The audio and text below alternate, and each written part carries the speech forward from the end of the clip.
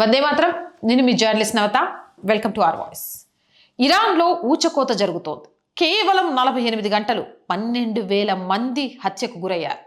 బియ్యం బస్తాలను గదిలో పడేసినట్లు శవాలను కుప్పలుగా పడేశారు. ఆ వీడియోలో చూస్తే వెన్నుముకలో వణుకు పుడుతుంది. ది గ్రేట్ ఎక్స్క్యూషన్, రక్తం పారుతున్న వీధులు.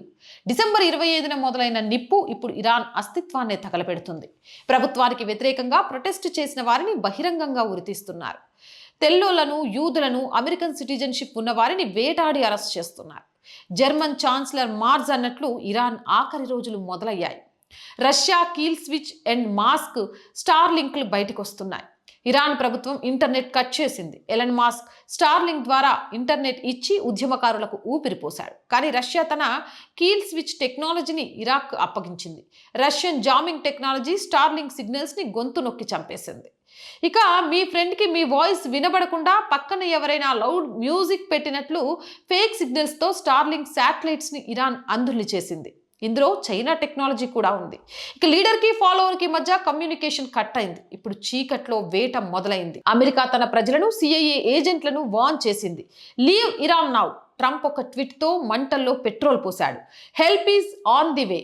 ఇరాన్ 12,000 మందిని చంపేసింది. యుఎస్ఏ ఇప్పుడు యుద్ధ భూమిలోకి దిగుతుందా?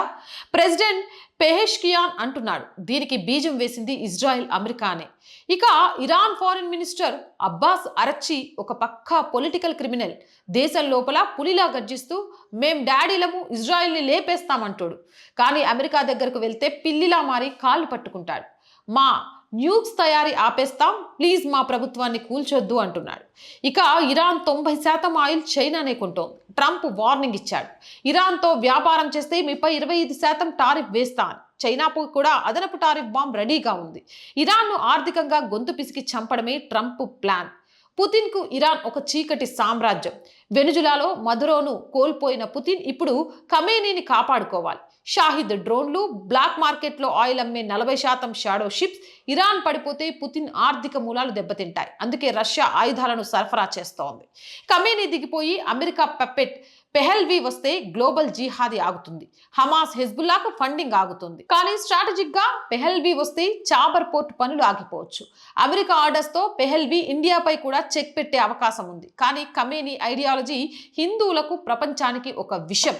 ఉమ్మా దేశాలు ఎక్కడ పారిపోయాయి? సౌదీ, యుఏఈ, పాకిస్తాన్, మీ ఇస్లామిక్ నాటో ఏమైంది?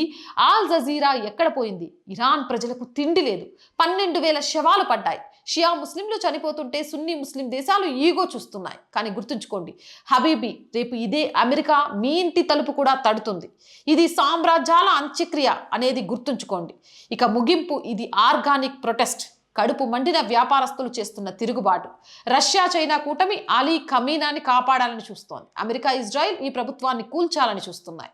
ఇక మంచి లీడర్ రావాలి. అతను అమెరికాకు చెంచా కాకూడదు, ఇస్లామిక్ ఉగ్రవాది అంతకంటే కాకూడదు. ఇరాన్లో రెజ్యూమ్ చేంజ్ మొదలైంది. పుతిన్ తన కీల్ స్విచ్తో ఖమేనీని కాపాడగలడా, లేక అమెరికా ట్రంప్ ఫోర్స్తో ఇరాన్ని ఆక్రమిస్తాడా? All eyes on Iran. Countdown starts now. మరి మీరేమంటారు? మీ అభిప్రాయం ఏంటి? కామెంట్ చేయండి. మోర్ వీడియోస్ కోసం ఛానల్ని వెంటనే సబ్స్క్రైబ్ చేయండి. రోజు చెప్తున్నానండి, ఆర్ వాయిస్ పొలిటికల్ రెండు మన ఛానల్సే. So please subscribe our channels. Content బాగుంది అనిపిస్తే లైక్ చేయండి, షేర్ చేయండి. ఆర్థికంగా ఈరోజు ఆర్ వాయిస్కి మీ చేయుత చాలా అవసరం.